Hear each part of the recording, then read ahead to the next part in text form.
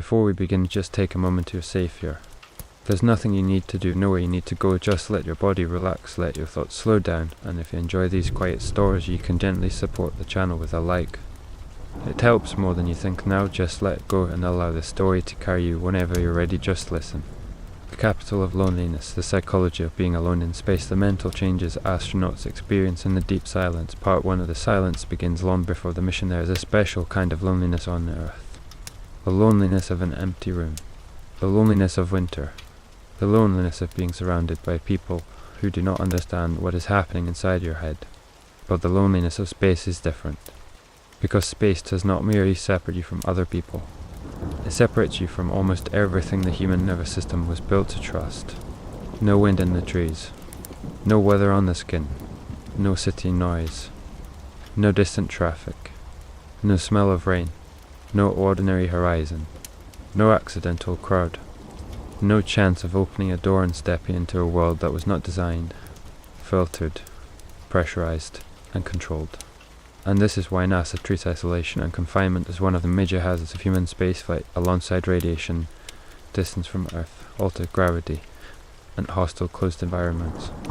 NASA's human research program says behavioral responses occur when people are isolated and confined in a small space for long periods, and that long-duration missions require careful crew selection, training, and support to keep astronauts working effectively as a team. That line sounds procedural, but inside it is a terrifying admission. Space can slowly rearrange the mind. Not because astronauts are weak, because the environment is. Every long mission places the human brain inside an IC environment, isolated, confined, and extreme. NASA's behavioral health standards state this directly, noting that crew behavioral health and performance are affected by missions in IC environments, and that future exploration missions farther from low Earth orbit will carry even greater behavioral health and performance risks. NASA's risk overview is equally blunt: isolation, radiation, distance from Earth, and other intense stressors may all take a toll on crew mental health. Now imagine the first days of a mission. Everything is still bright with purpose. The launch is over. The systems are functioning. The mission plan is alive. Your body is adapting to microgravity. The novelty is stronger than the silence, and for a while, that novelty protects you. This is one of the important truths about astronaut psychology. Early mission time is often sustained by meaning, procedure, and intense operational focus. But as missions lengthen, other forces begin to creep in monotony, interpersonal friction, sleep disruption, homesickness, sensory narrowing, and the simple exhaustion of never truly leaving the same controlled environment. Reviews of psychological and behavioral changes in confinement describe these risks as among the most serious and difficult to mitigate in long-duration spaceflight, especially as missions stretch from months to years. And the first thing to suffer is often not courage. It is rhythm. Space quietly attacks time itself. On the International Space Station, crews witness multiple sunrises and sunsets every 24 hours, and even with scheduling controls, astronauts commonly experience sleep loss and circadian desynchronization. NASA technical material states that sleep loss, circadian desynchronization, and work overload occur to some extent before and during spaceflight, and that these risks can lead to performance decrements and adverse health outcomes. NASA sleep environment recommendations say the evidence from spaceflight clearly indicates astronauts experience sleep loss and circadian disruption in orbit. This matters because sleep is not just rest. It is emotional regulation, memory maintenance, impulse control, patience, tolerance, perspective. Take enough sleep from a crew and you do not merely make them tired. You make every disagreement sharper, every setback heavier, and every private fear more convincing. This is one reason space loneliness is not always dramatic. Sometimes it does not arrive as tears or panic. Sometimes it arrives as irritability, narrowed empathy, flat mood, or the slow internal drift of a person who is still functioning but no longer feels internally synchronized with themselves. And then there is confinement.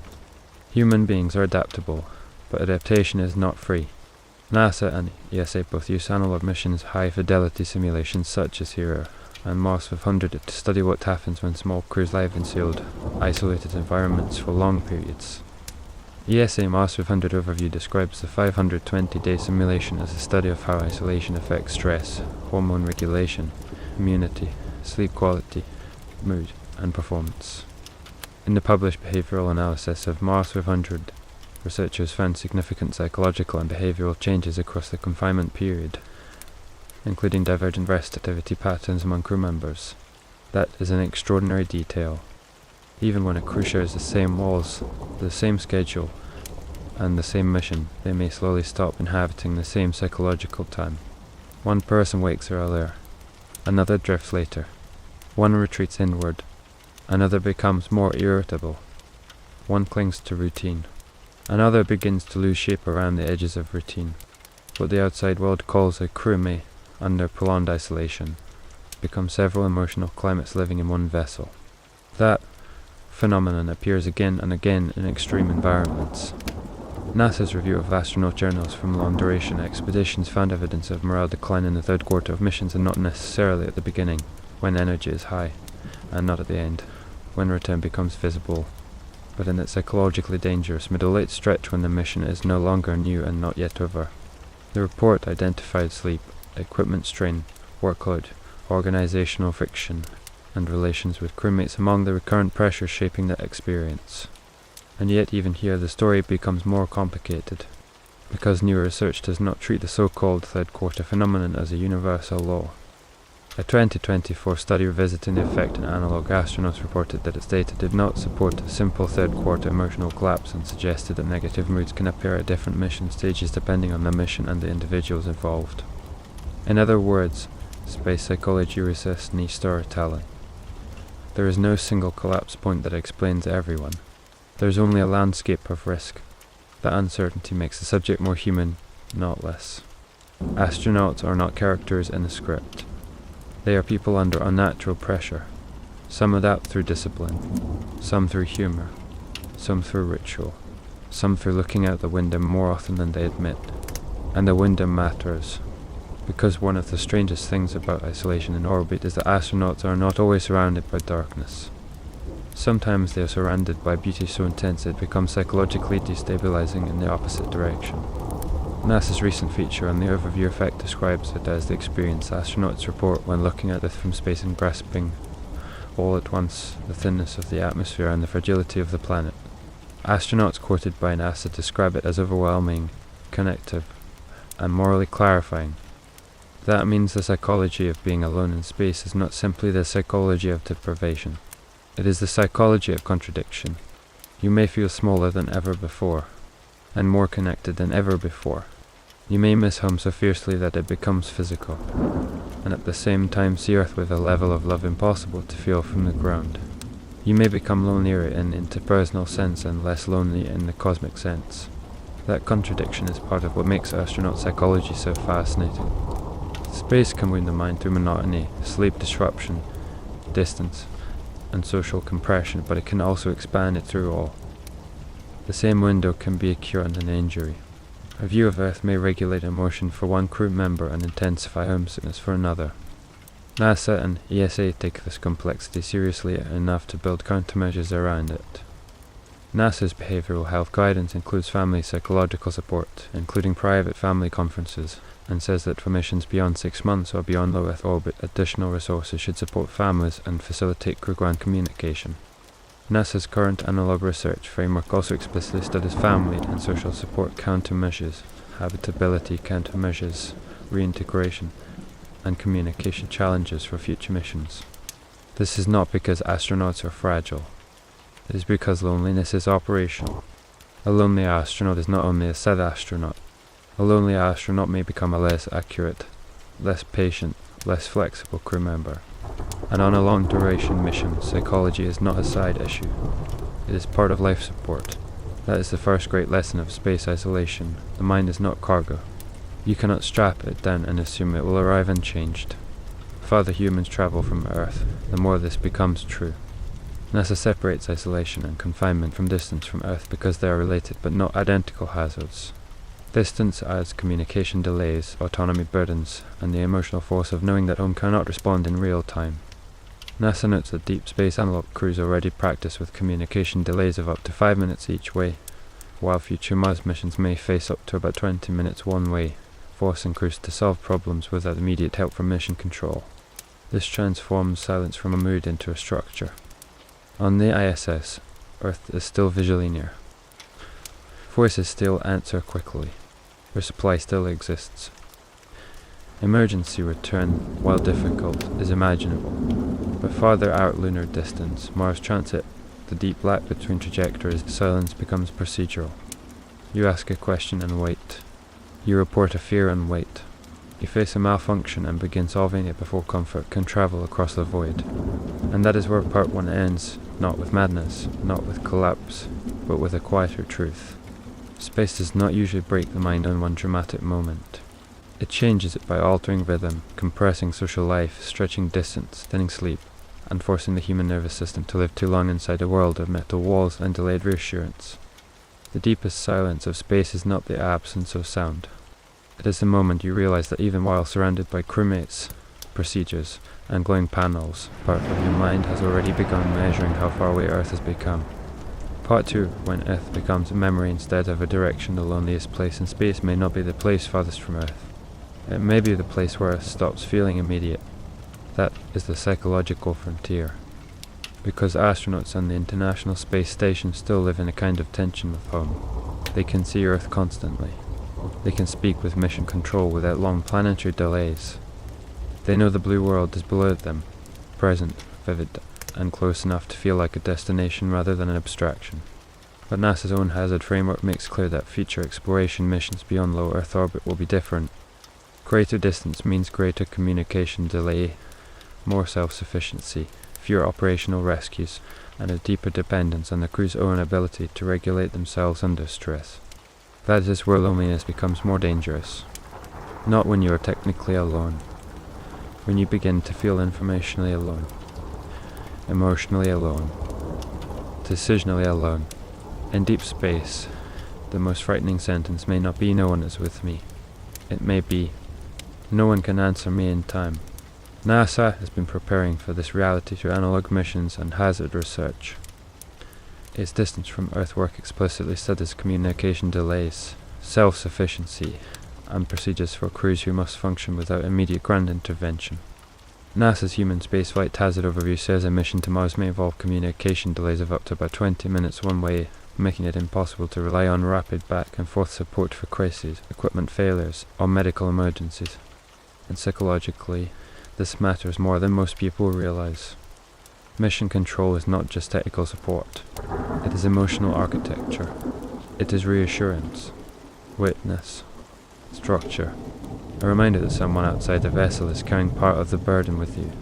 Lengthen that delay enough, and astronauts may begin to feel a shift in identity. They are no longer people being guided through space. They are people whose decisions must carry more of the mission's moral and practical weight themselves. That is empowering, but also isolating. The silence deepens not because radio disappears, but because response becomes slower than fear. We have hints of this from analog missions and confinement studies. ESA isolation and confinement programs are designed precisely to characterize the psychological effects of long-duration separation and to develop methods for coping with mission-endangering issues. NASA's isolation studies similarly examine habitability, social support, communication structure, and reintegration because the agency already understands that confinement is never purely physical. It is relational. In other words, humans do not merely need oxygen, water, and food. We need psychological feedback loops. We need to know that our mood can be witnessed, that our uncertainty can be answered, that our stress does not just bounce around inside the same 6 or 7 people forever. This is one reason group cohesion becomes such a critical variable in isolated missions.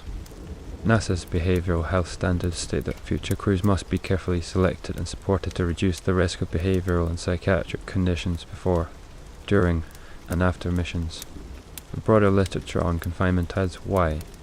Prolonged isolation can affect mood, cognitive performance, sleep, and interpersonal dynamics, while even small tensions can grow dangerous when no one can truly leave the social environment.